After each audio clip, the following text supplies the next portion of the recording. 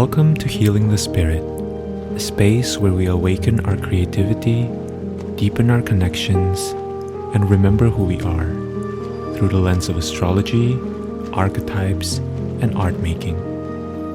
I'm your host, Jonathan Coe.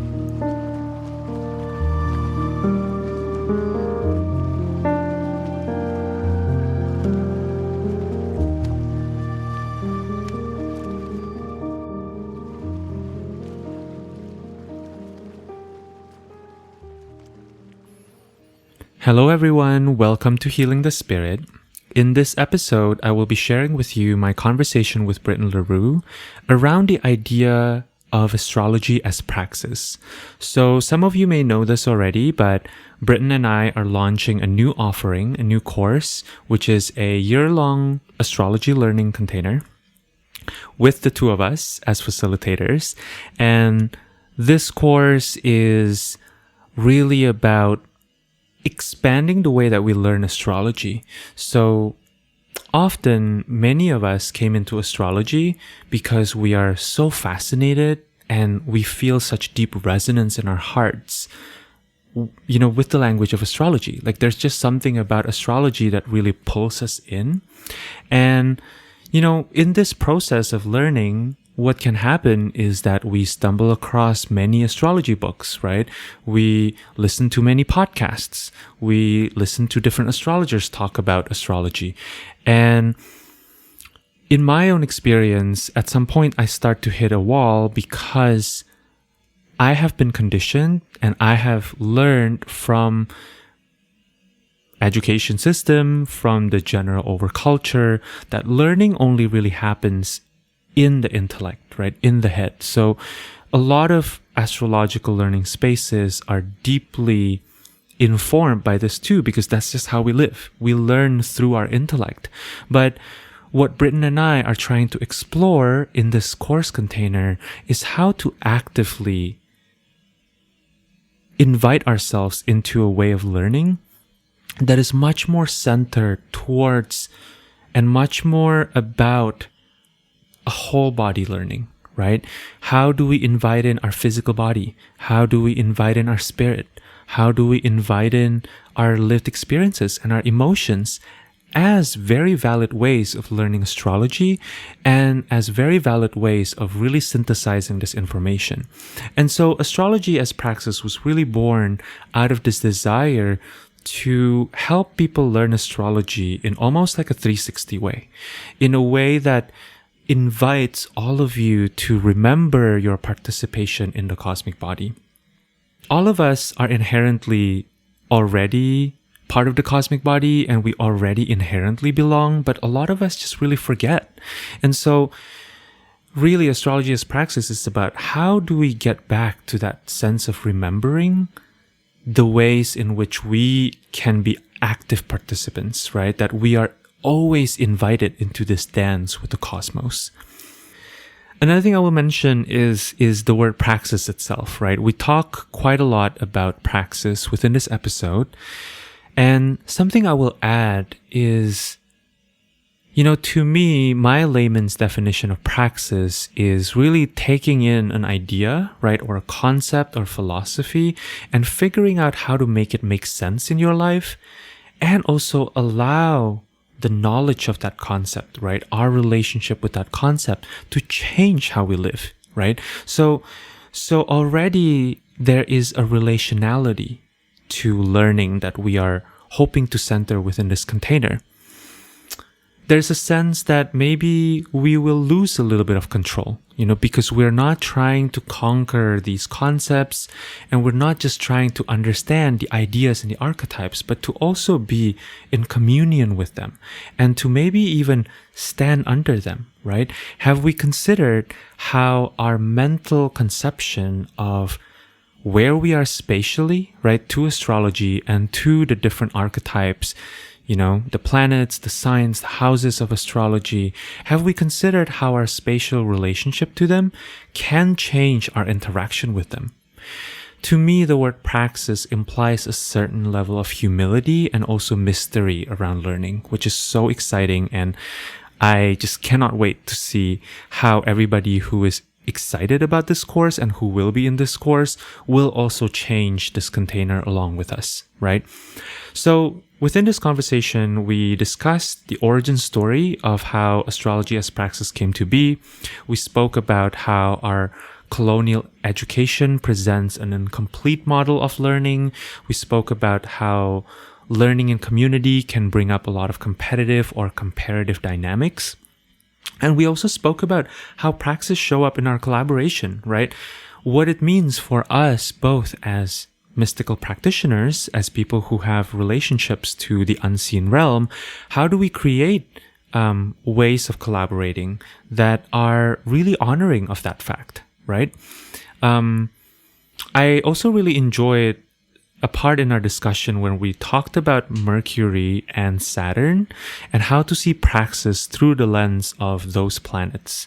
Britten also shared her experiences healing her relationship with Saturnian time and cultivating a relationship with lunar time, which is just so beautiful. I really love that framing. And finally, the second half of our conversation is really around this idea of remembering our participation in the cosmic body, right? First of all, like, what even is the cosmic body? And then this idea of remembering as being a gentle concept, rather than maybe, asserting, is maybe less of a gentle concept or implies more of an active thing, whereas remembering is just like, oh yeah, I already remember this. I know this in my body. And also participation, right? As a really active word. So I hope that you enjoy this conversation. To me, this conversation is very beautifully Neptunian. There's an air of transmission about it that we were both kind of tuning into.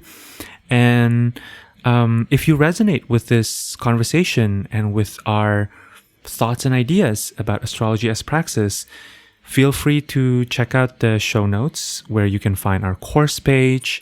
Our course really begins on September 10th, 2022, and registration will be open for a very short period of time, which is the weekend of August 26th to 28th, the last weekend of August. So if you are interested, we would really love to have you. And yeah, please enjoy this conversation.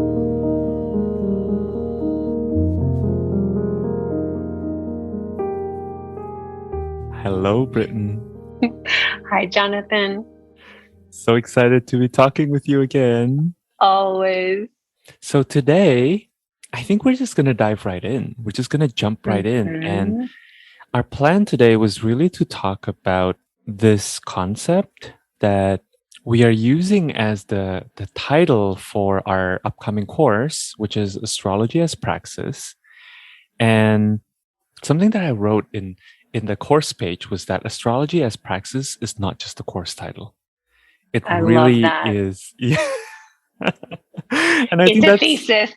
It's a thesis. It's a question to live our lives by. And so I'm really excited to talk about this idea with you. I'm excited to talk about the origin story of this, and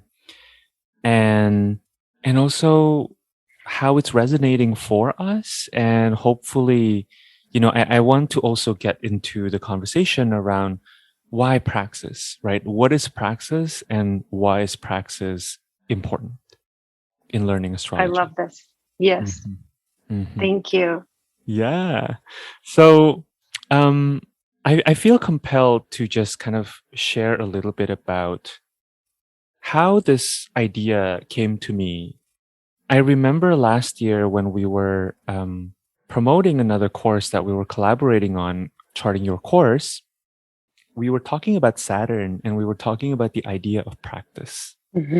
And this idea really took a hold in my imagination and in my field because I was thinking a lot about what that word means to me personally and how that word or how the meaning of that word for me was really rooted in the fields that I came from. So I came from music, where in music, practicing music has a very kind of light connotation. Sometimes it's like practicing as opposed to performing. something about practicing was more casual, maybe. Something was about practicing was more less important than performance, right? Like there's a hierarchy Mm-hmm. to it. And also there's a sense of like, I don't want to practice, like that kind of, 5-year-old within that's saying like, I don't want to be practicing my instrument, I don't want to practice doing this, and practice also noticing that like practice has a certain weight to it too. And then later coming into astrology, people were talking about practice all the time, but this word practice always has a public connotation to it and is quite serious. It's like thinking about, for example, when a doctor has their practice, it's a professional thing, right? And it's also Mm. bound in an idea of answering to like a medical board, or a certain gravity to this word as it relates to patients. So I was really thinking about how interesting, right, that I'm in between these two worlds, in between the world of music where practice maybe has more of a lighter connotation, or practice is always leading us somewhere. And then this other world in astrology where public practice is something that one takes pretty seriously, right? Like the responsibility of being someone who holds space for others using this language. So as I was feeling into it, what feels true for me is how everything is practice. Everything that we do in life is always practice, right? And what if we presuppose that? What if we presuppose that everything we do in life is practice? What I felt immediately is a sense of grace, expansiveness, that, oh, even if I mess this up today, there's going to be tomorrow. And there's more Mm-hmm. opportunities, right? Like there's a certain playfulness to it. And also maybe there's a certain sense of like being devoted to it too. Like one wouldn't practice one's instrument every day unless one is committed to the craft of making music, right? So, Right. so that to me really resonates too. Yes. Yes. Thank you. One of the things that has been so fun about collaborating with you is um, how often there's this kind of magical timelines meeting around certain words that we are both calling in. Like we have our own stories with words, our own stories with a topic, but there's this kind of singing resonance that happens that brings us both around it. So we want to talk about it. Yes. Because praxis has been a huge word for me in my own life. So when you sent over a list of ideas for a course title, and I hadn't even started thinking about one yet, immediately it was Astrology as Praxis. Like that is the name of this being. That's what I thank you for listing that, because that was like somewhere inside of me too. And so I first learned this word praxis from one of my favorite teachers in my art history studies. Her name's Dr. Carissa Terranova. She's an amazing thinker. Like, look her up. Her articles, her books are genius. She teaches, her background is modern architecture. And then she's gotten more and more at the intersections of biology and art from the mid 20th century. And yeah, she's one of those people in my life who is very magical with words. I've learned so many amazing words from Dr. Terranova. And she constantly talked about praxis. And it came from her interest in studying, especially conceptual architecture, from groups of architects who believed that they were going to not just change architecture, but actually change economies, communities, collectivities, governments, worlds. These were different groups of architects that had extremely high-minded goals about their work. And they drew these architectural renderings, not really worrying about plausibility or realism or like financing these projects, but they were imagining what is the architecture of the world that we want to see here, you know? And so this idea of praxis, she's drawing from artists who were then thinking about how to take concept and actually like get out in the world doing things with art. Like, how do we go from a conceptual architecture that's really exciting and imaginative, but like one that actually gets into people's lives and like can change laws and things, you know, or like bring governments down and make the world different. And so I was really inspired by the way she would talk about praxis, and she just started to use it all the time. This is really about a way to like basically live your ideas, live your ethics, live your values, live your visions for the world that we're living in. And like, that just felt like this beautiful way of like taking academics down into your life, which I just thought was super cool. And she is super cool. Like, she works with artists. She's in there. She's helping them get their work out into the world. She's not an art historian that like lives in a cubicle, you know? So anyway, so I have that long background in that word. And so then when I found astrology, I really found astrology as I was building what we can call a lunar practice. And this was very new for me. When I was learning these ideas around like new moon, waxing moon, full moon, like trying to understand like and memorize the system that people were teaching about what each phase means and like how to magically and ritualistically be with each phase. And learning astrology sort of began to become built into what I was building around self-healing with a lunar practice. And what I was finding was a kind of frustration with my brain because I wanted to just memorize everything and have that be all I needed to like be up and running. Yeah. And like the lunar practice really being a container to hold a slower process, really like a no destination process of just living the thing. And so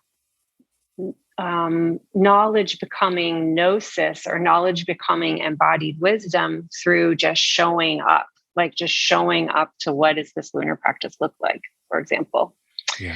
So then as I learned astrology, naming the workbooks, living the signs, like it really has been at the centerpiece of what I care about, is helping like take this heady language and like put it into the lived experience, and teaching and talking about it, living it in a way that feels like it's part of everything that one does in one's life.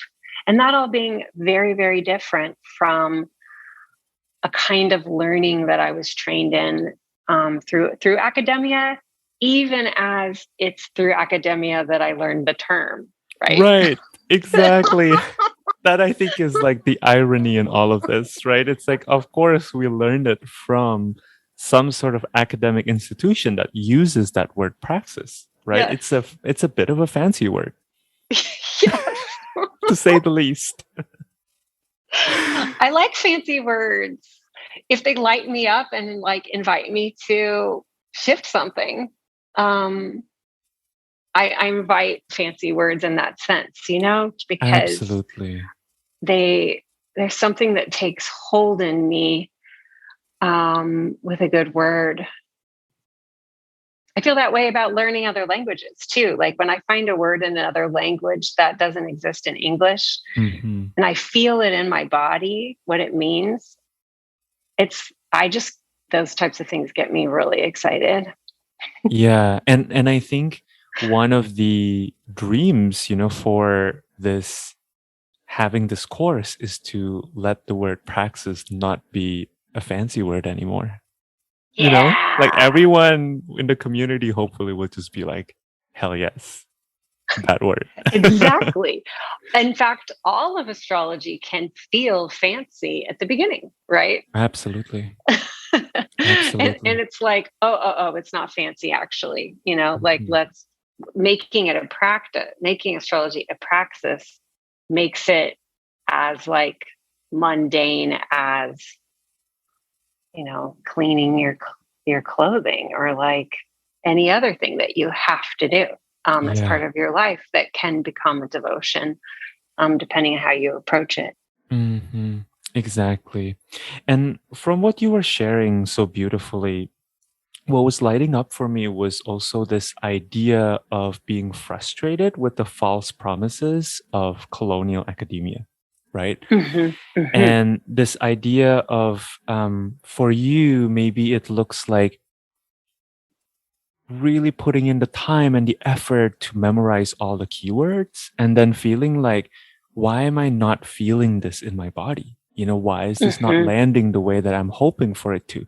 For me, I think this happens in my astrological learning journey at multiple points.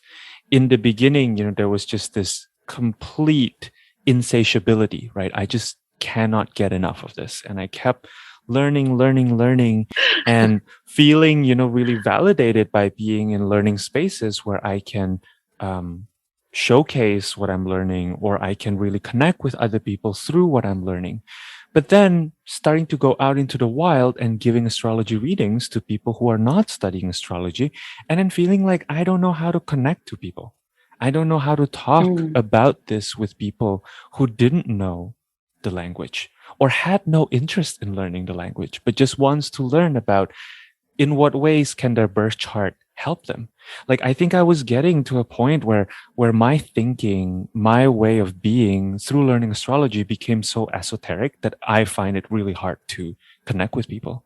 So there's almost this Mm. alienation, and I think um, there's a lot of sadness that comes from that, because it's like I thought that I have found this thing that I'm so passionate about learning, and then now I'm out into the world and I'm feeling disconnected, you know Mm. and Hmm. and for me, what I realized was that colonial education paradigm doesn't take into consideration the fact that knowledge needs to integrate.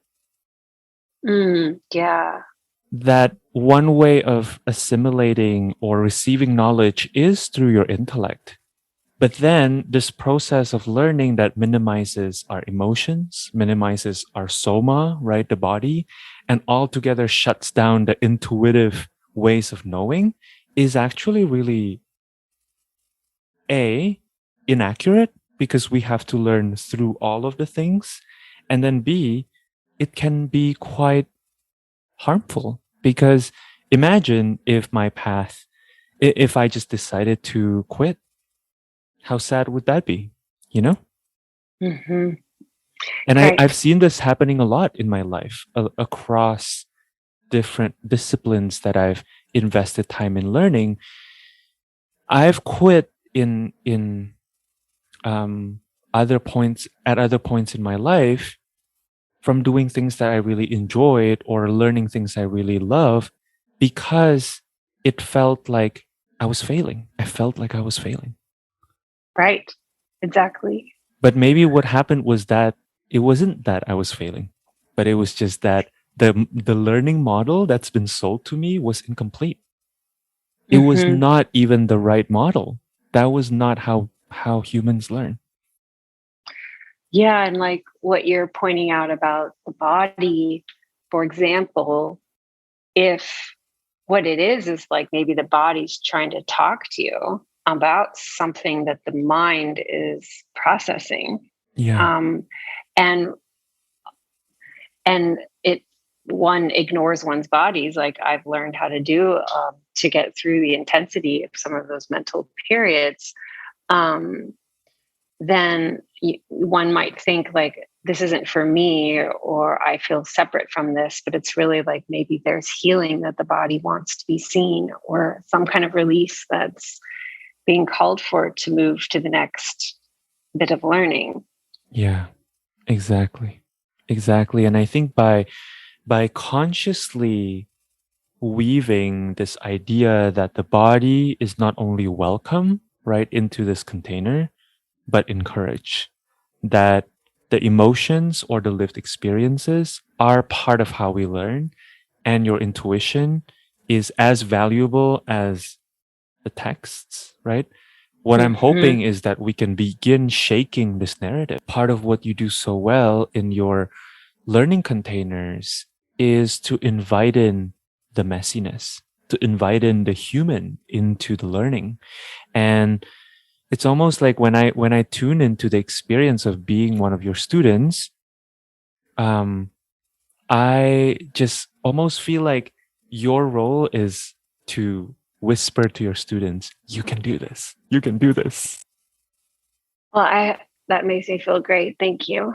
One of the things that I feel that has been wonderful having you in my containers, whether as a student or an assistant or a collaborator at every stage. I felt myself learning from you in the way you would really invite everyone to share and invite the conversation to be spread out among all of us, and spread like who are we learning from all around. Mm-hmm. I feel like that's a natural gift that you have, of inviting others to share the gnosis that's coming through for them and let their voice be heard. Thank you for that. That means a lot to me. And I also want to acknowledge that for some people, that may be really threatening.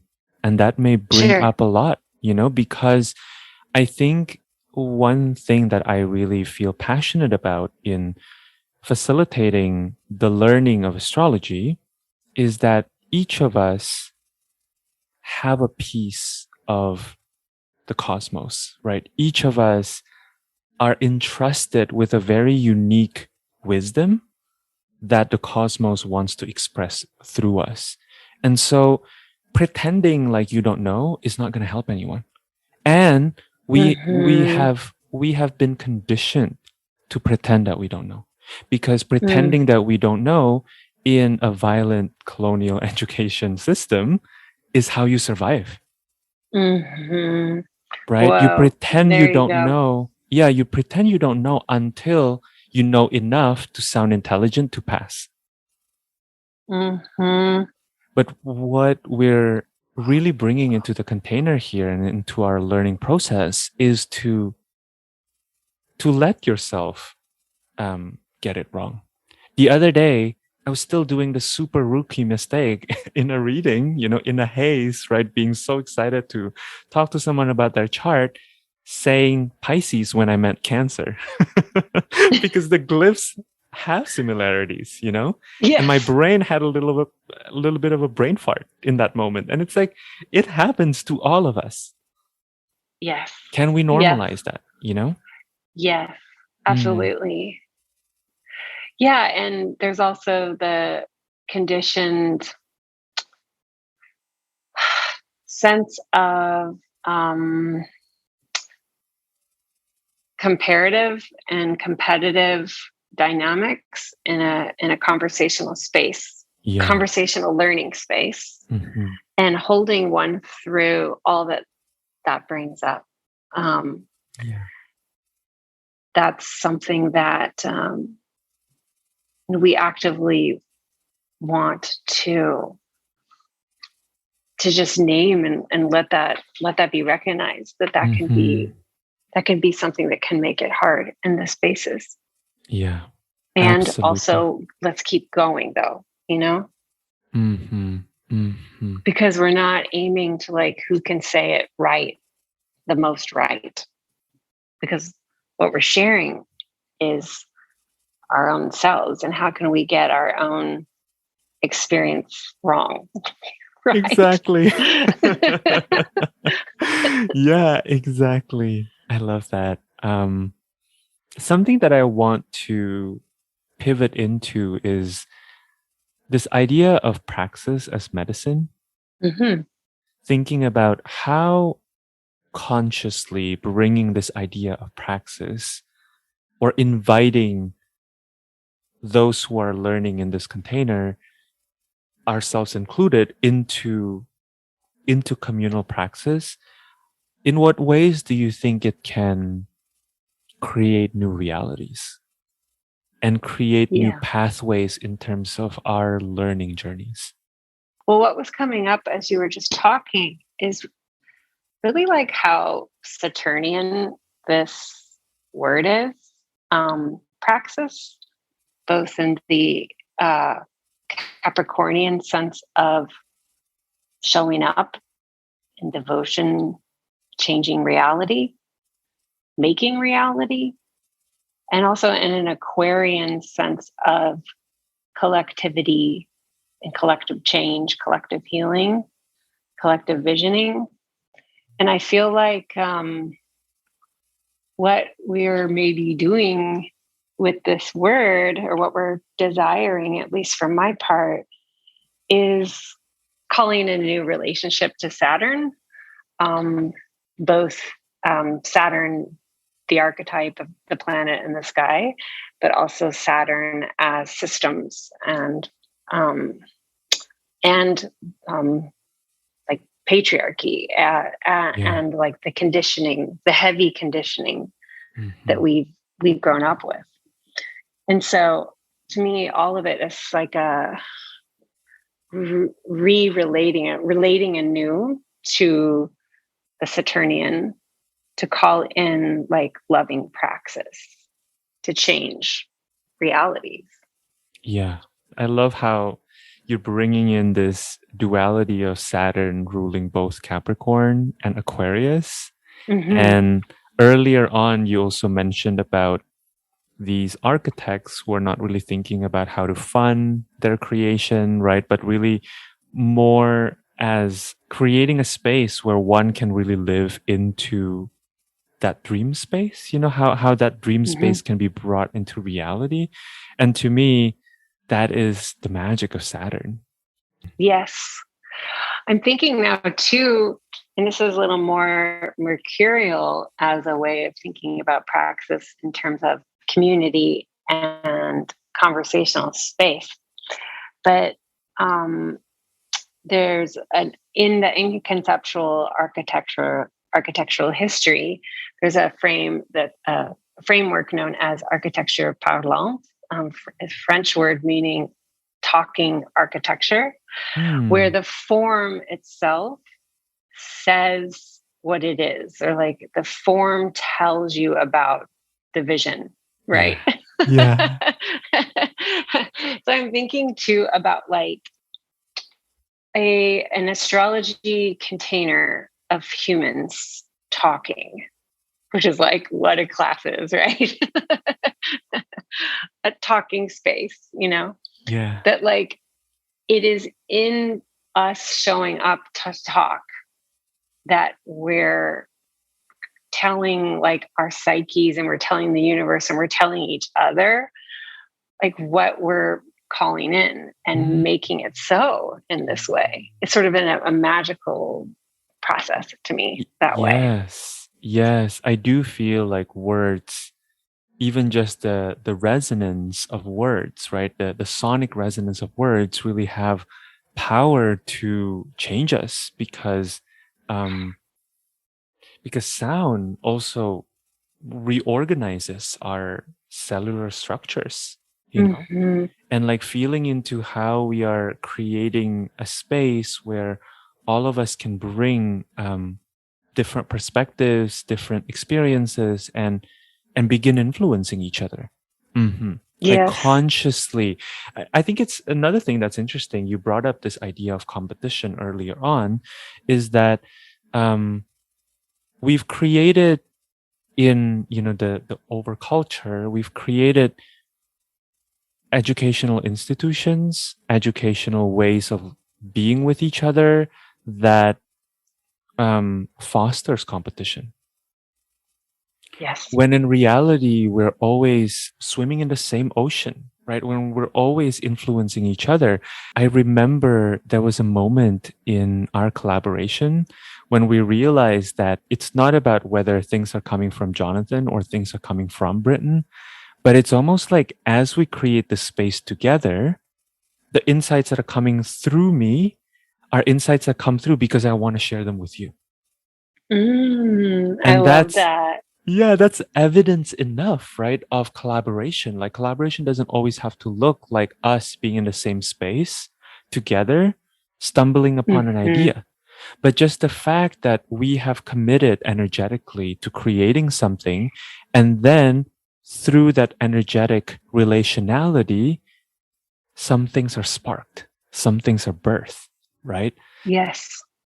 And I think this goes back to the idea of praxis, how praxis is really about feeling into how we can take an idea and really run with it, right? And that, and this idea of Mm-hmm. authorship is no longer then so important because what can we gain when we let go, when we surrender, when we compose, when we spit out this idea of authorship? 100%. Like what I'm feeling into that we've seen in containers that we've shared together is that there's so much healing and bonding and connecting that happens when people are excited to share their insights from astrology with one another. And in so doing, they share themselves and then feel the energy of the other people in the container, full self resonating with what the person's saying. Mm-hmm. Nobody worrying about how correct or right anything is, right? Because Yeah. again, it's not about correct or right. It's about the resonance and the relationality of that resonance. That is how Mm-hmm. we know we've found something true that's being said here, you know? Yeah. Yeah. In these types of conversations where the truth of like who's teaching who, like we're all learning from one another um, in these spaces, and it feels very, very exciting and fun to be inside of those. And um, also very moving when people share things that they maybe haven't shared in other spaces. Yeah. Exactly. Praxis is also more rich in community because the way that I take a concept and apply it to my life or see it reflected in my life is going to be very different than the way you do it.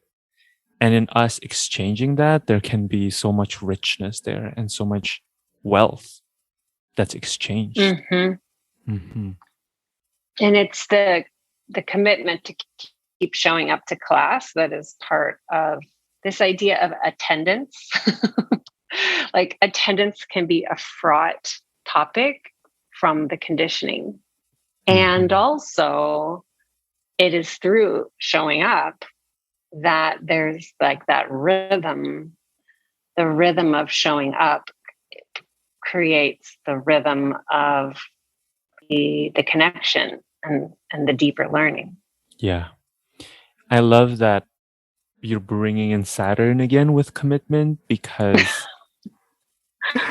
something that I feel is also resonant with how this idea or this question of how praxis can become medicine is that praxis to me inherently implies that things can't be fast, right?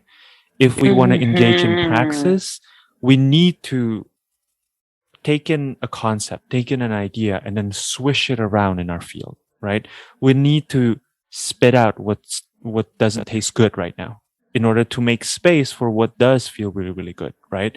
We want to gobble up all the stuff that's like so fucking resonant. And we want to like take up certain practices, right? And then maybe even like notice how certain practices or certain archetypes take us up.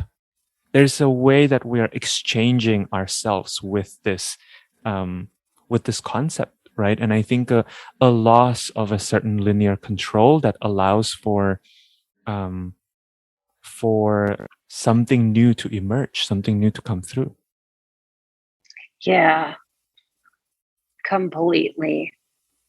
It is a study of cycles, astrology. And in the cyclical, there are different moods and vibes, and you don't really, it takes time to even understand the mood or the vibe of a cycle.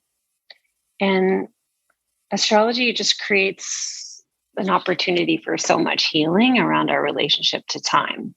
Yeah, Like on many levels. I so agree with that. I actually want to ask you to maybe share any personal anecdotes you feel like sharing from that about healing one's relationship with time through astrology. Yeah, I mean, I think like many people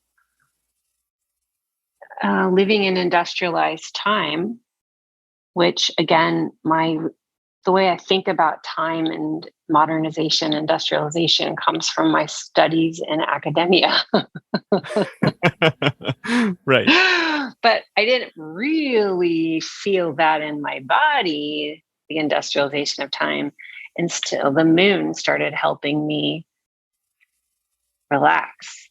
Mm-hmm. Relax into cycles and spirals of time rather than linear destination focused time. Yeah. And I just always felt so much urgency to get to the end. Like maybe at the end of this, I will know it all and then I'll be okay. Mm-hmm. Maybe if I could just get to that point, then I will feel safe being alive. Like actually at like a core level, I think it is lunar, just like that urgency takes hold in the body about getting somewhere or achieving a certain amount of knowing or expertise. And like what it feels like to me is an inner child that is like just wants to feel safe in the world and know that I'm okay. Mm-hmm. And so as the moon started to teach me about holding that fear about not being okay, and letting cycles of time, in that case, the lunar cycle, but we can do it with lots of planets, right? Working with time differently, it's so radical because as I change my relationship to time, and I've seen this with so many people, right? We change our relationship to the idea of being okay. And that the idea that there is a version of me that I could get to that will help me feel okay. Mm-hmm. That's not ever going to be a real thing. Thus, like, what could I do to be okay now? And letting the moon help me with that and letting the planets talk to me about that. And revising this idea that there's a future me that if only I could just get to. Wow. I hope I'm like not even now remembering what you asked me. But, that was so beautiful. Thank you. I really see this. It makes me reflect on the idea of lunar time versus Saturnian time, and how the moon and Saturn are connected, right? In their cycles. Saturn has that 28 or so year cycle, and then the moon has 28 days, right? In its rotation. And it's like I'm seeing this image of you turning away from more of that Saturnian timeline and finding solace, finding healing, finding space for new ways of being through accessing lunar time. It's a body, it's soma, Mm-hmm. So I think that the somatic healing that can come with working with certain planets and being in deep relationship with them is then able to help us reframe our relationship to the ticking clock of Saturnian time that very really only has 24 hours. Mm-hmm. Exactly.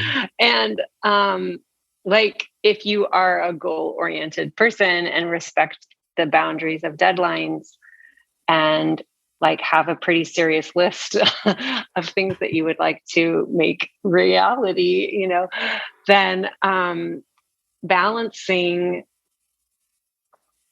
the these different clocks, like Mhm. these different relationships to time. I think I did the accomplishing of tasks, so to speak, of the ticking clock feels so much less urgent and depleting and draining now, and is so much less fear based Yeah. because of the softening to time from the lunar. Mhm. Exactly. Exactly.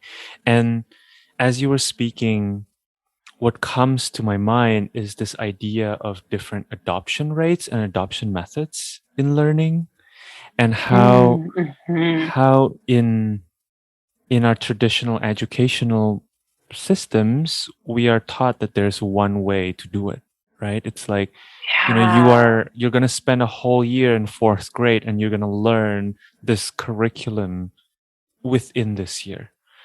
And I think if we want to learn astrology, and if astrology is a valid praxis that we can adopt to, as a wisdom tradition to help us in our daily lives, then that idea has to be composted, right? Because Yes.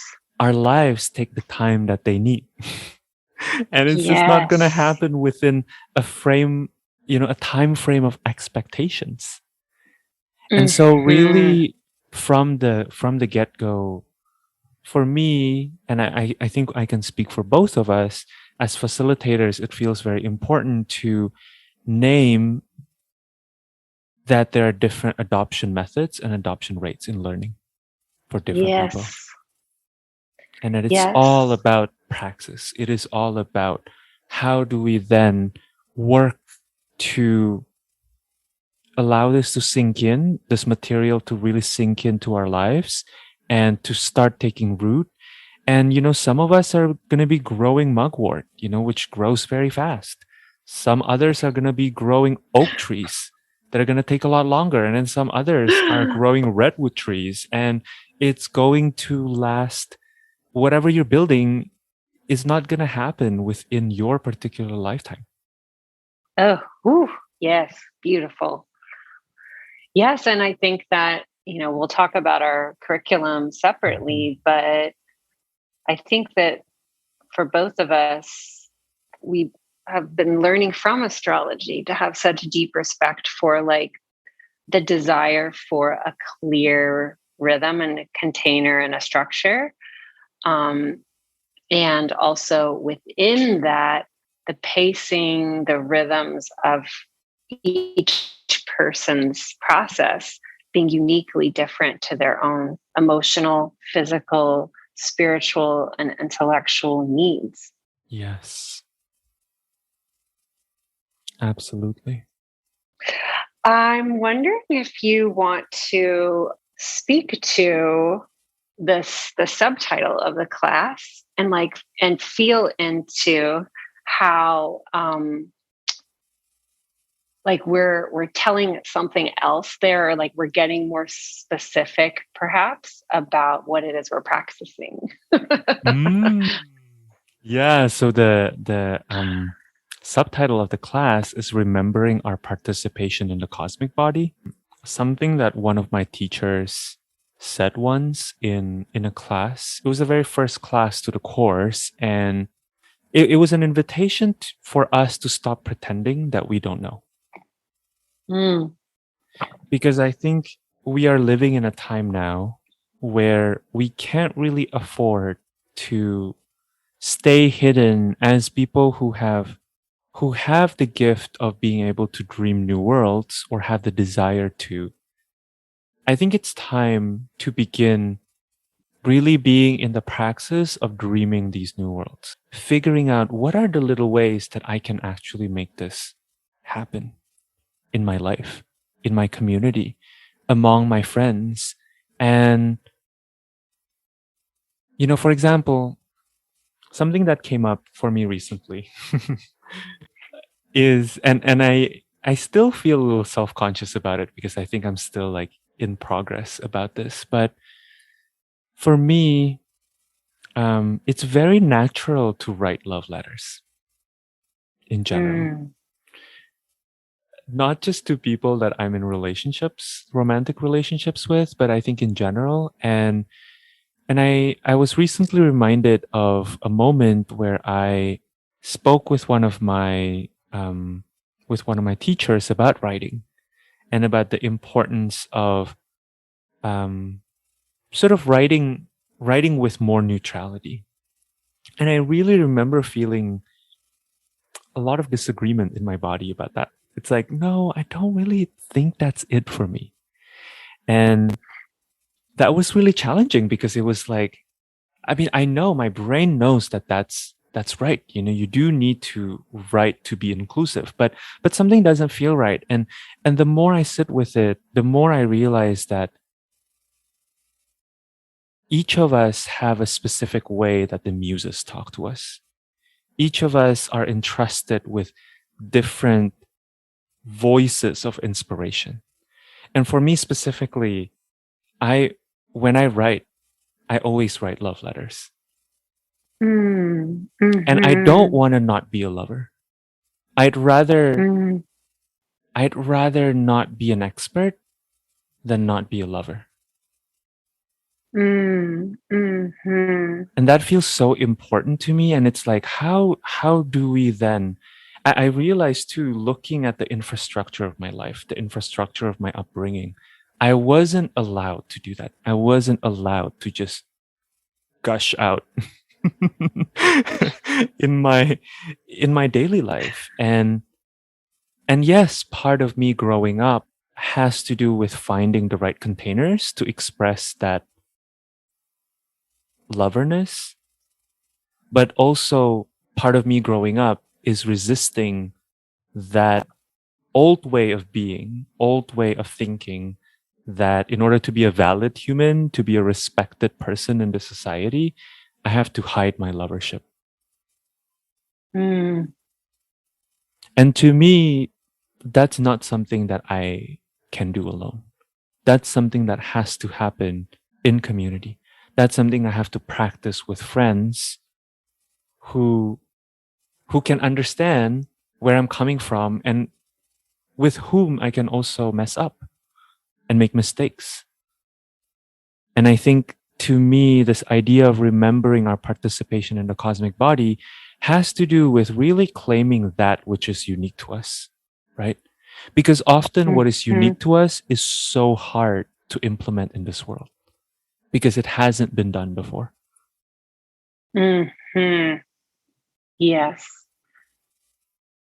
First of all, like, I so calmed my body just listening to you say all that, because I feel like so much truth just came out that was so beautiful.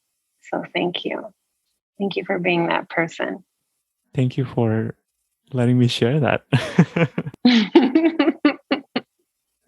What about you, Britten? What's coming up for you around that idea of remembering our participation in the cosmic body? So in terms of storytelling about a name, for listeners, we hadn't had a subtitle till like a week ago. Totally, yes. I wasn't worried about it. I knew it would come. And then we had finished like maybe a 2.5 hour play session. And it was like, okay, Jonathan, what's the subtitle? And I feel like you just said it. I mean, it just came out. I don't know if you had written it before the meeting or if you just channeled it in that moment. It came in that moment. I thought about the cosmic body and then I kind of backtracked my way from that idea of the cosmic body. Oh, and you just said it and it was like full body resonance. we're complete. Like, do you feel good? Because that is definitely the subtitle. I love that, because I remember this moment and being like, "Ooh, this is so out there." I feel It as I'm channeling it, it was like all the inner critic was like, "Oh, so gross." Like, what am I talking about? And then like hearing how it lands for you really helps me see the truth of it. And I think Yeah. even in that little moment, right, that micro moment that we have in our collaboration there, to me, that is the value of praxis in community, right? Because often what can be really amazing that came through us feels really gross. Or we're like, no one will like this. No one will like this, or it takes a long time to get there. I remember, for example, for my podcast, when the word healing the spirit came, there was so much resistance around it. Yeah. And it's I like, remember you talking with me about it. yeah. But it And kept it was lingering. Yeah. hard because it was something I mean, this project I know for healing the spirit is a solo project. And it was hard because I have to be the chief decision maker, you know? Yes. Yeah. So that was quite easeful. We didn't need to stress at all. It just came when it was ready. And there you have it. But I'd love to go through it just to speak to some of the ways in which it resonates. Mm-hmm. I've always loved the idea of remembering being part of the astrological learning process, because that is truly how it felt to me from the beginning of seeing my chart, which we talked about in the last episode we recorded. Yeah. And I feel it in other people. Like there's this kind of heart-based sense of, I know this. Can you tell it to me one more? Can you tell me again? Like, I know this story or something like this. Mm-hmm. And I love that uncanniness of it. It's a strange quality of astrology. This idea of remembering it rather than learning it in a way, we're just bringing it again to our memories. That's what we're doing. We already know this in our memory banks. Yeah. And we're just reviving it or waking it back up again or making it conscious again from being in a state of us forgetting or it being asleep somehow. Yeah. And to me, that feels like very gentle.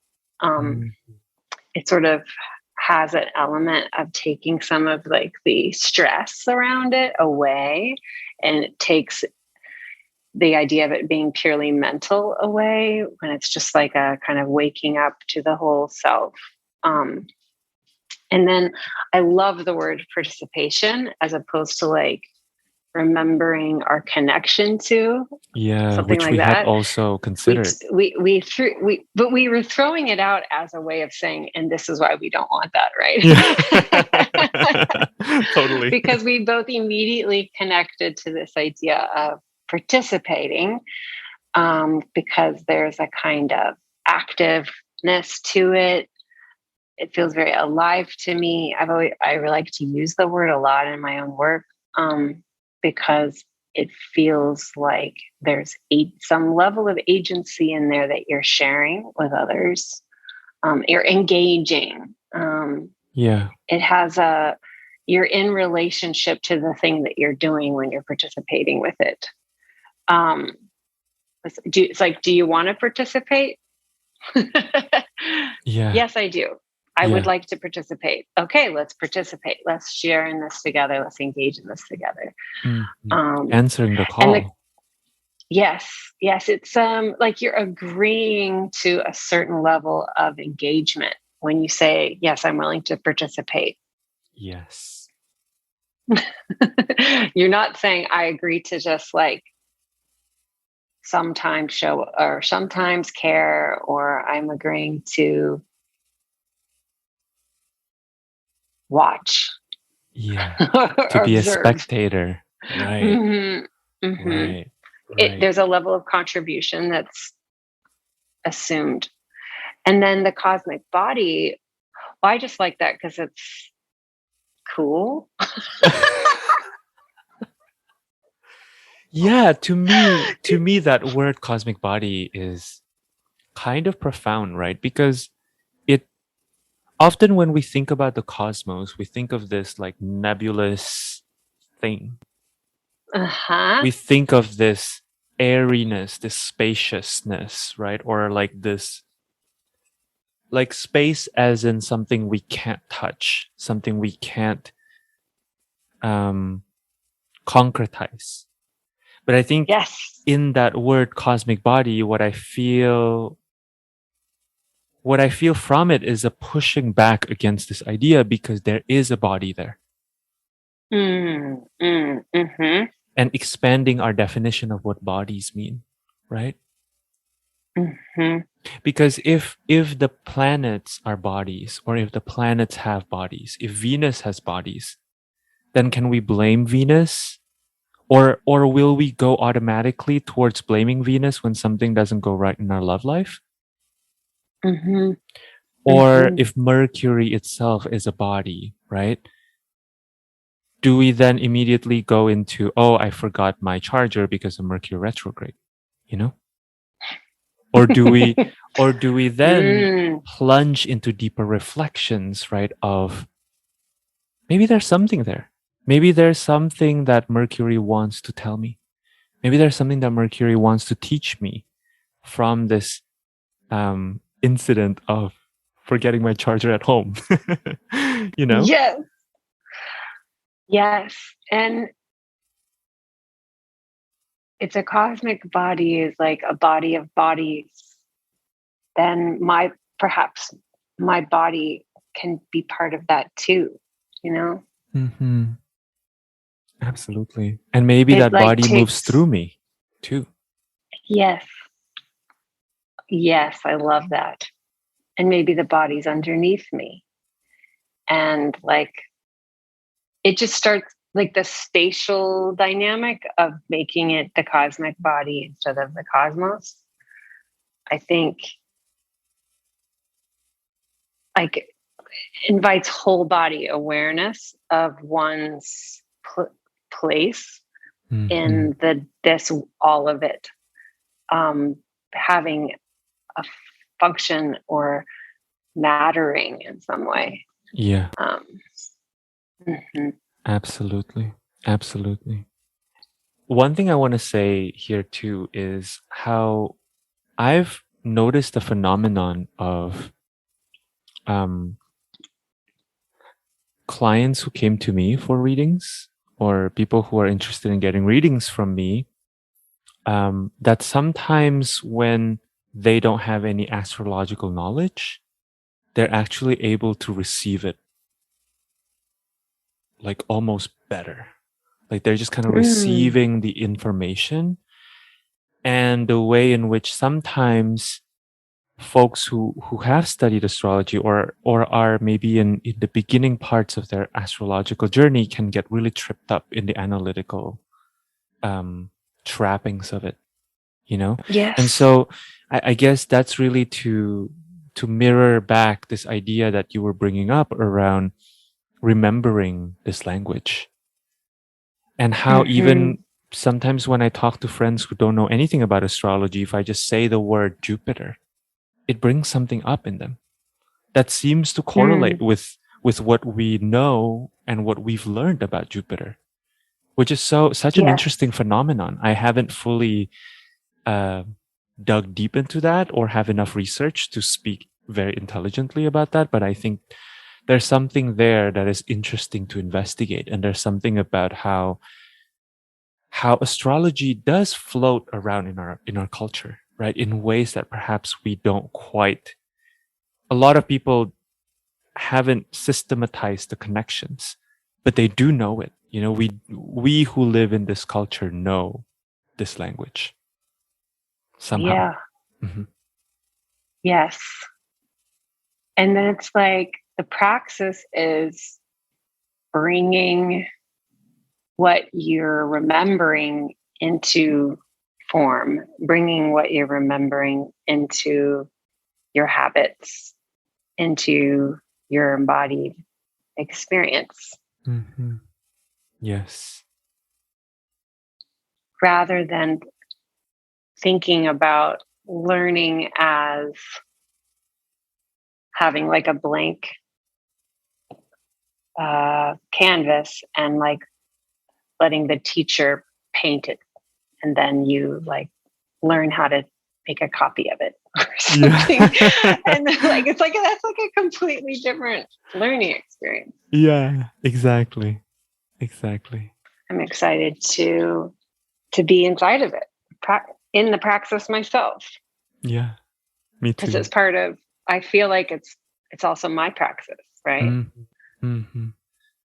My hope is that in this course, by being conscious of the different ways that we relate to that idea of praxis, right? And how Mm-hmm. integration of knowledge happens for each of us in very unique ways. My hope is that we create a container and a structure to help you figure out how to make astrology make sense for you in your life with the guidance of mentors and friends. Yes. Because I think doing it in the wild is absolutely glorious. And it's also very hard Yeah. because sometimes you just really feel like quitting. You feel like, I don't know how to do this. And I think when you have community to hold you through that process, it's beautiful. And when you have a curriculum too, right? There's a way in which that process, I think, hopefully becomes more oriented towards wonder, towards awe, towards discovery, rather than being stuck in frustration, which also has its value. I'm not saying, Mm-hmm. frustration is not welcome. I think frustration is absolutely beautiful. And frustration is frustrating. And It's sometimes true. when you're like in the jungle figuring it out, it's like, what am I doing? Yes.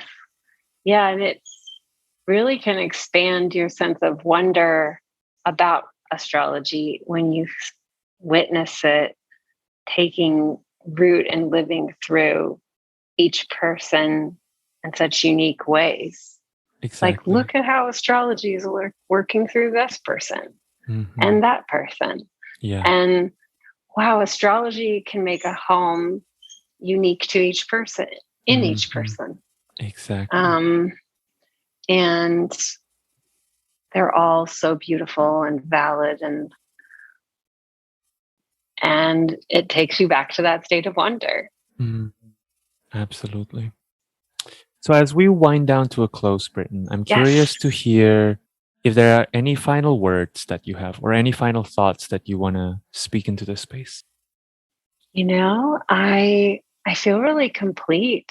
It's been a joy to let things unfold with you. I feel like I know so much more about our title and how it speaks to the project now than I did before we hopped on.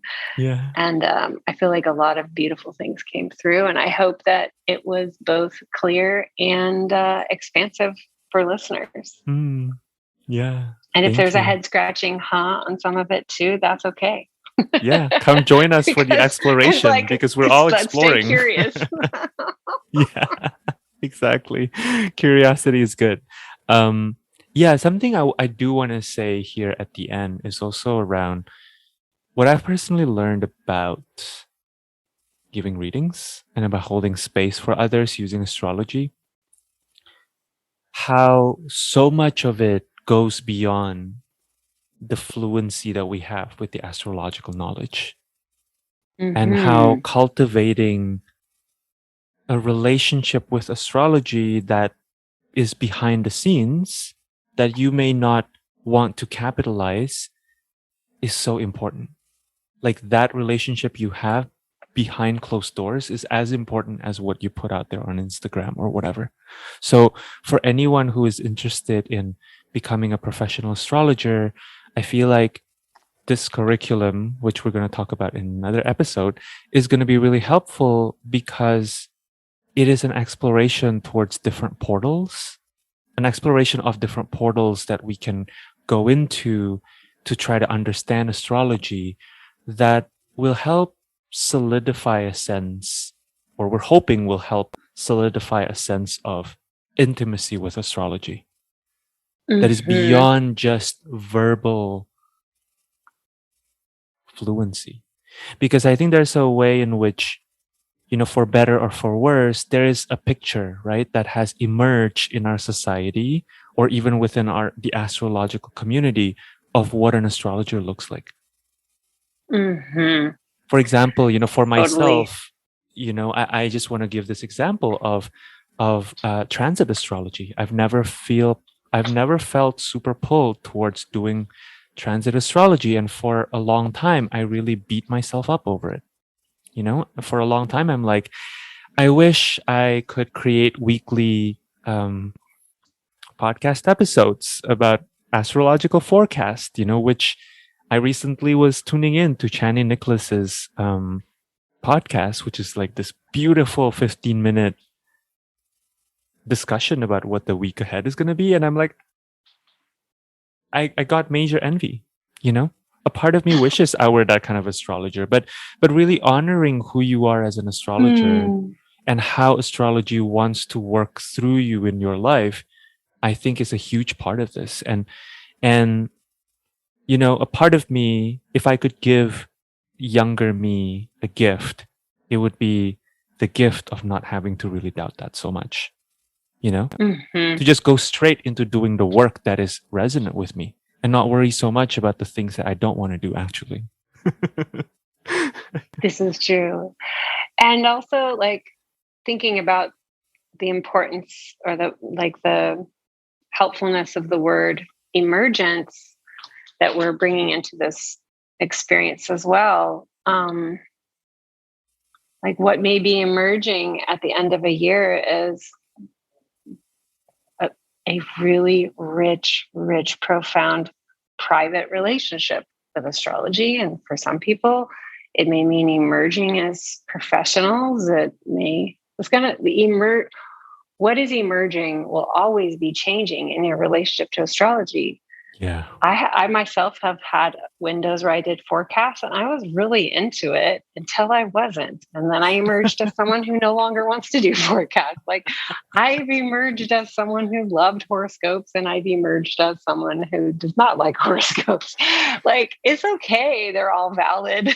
Yeah, they're all valid. And maybe they're also unique ways that astrology wants to move through us. Who's to say that we, again, going back to the idea of participation in the cosmic body, right? Participation is a two-way street.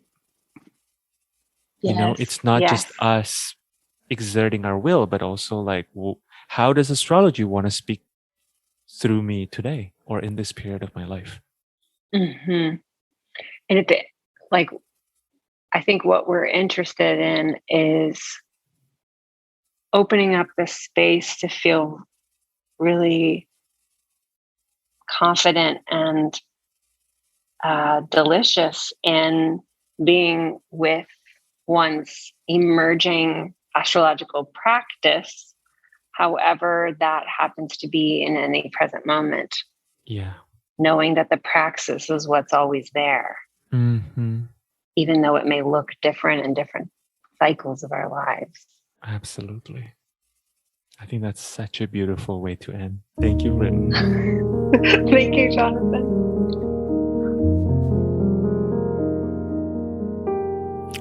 All right, that is my conversation with Britten. And I hope that you found something useful, insightful, thought-provoking. My hope with this conversation is really that you get to see that there are ways of talking about astrology or considering astrology that perhaps you haven't before, or maybe you found that something we talked about or that we discussed named something that you haven't really had words for or that you haven't been able to fully articulate.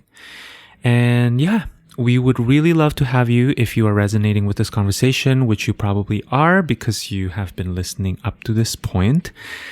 And if that's the case, we would love to have you check out our course page for Astrology as Praxis. The course page that I've created on my website, I think is extremely beautiful, if I do say so myself. So I would love for you to check that out and hopefully to have you join us, because we are really excited for this experience. And we also know that this experience is not just a Britten and Jonathan experience, but really everyone who comes and learn with us in this first year of running Astrology as Praxis will be contributing and will be changing the container in very major ways.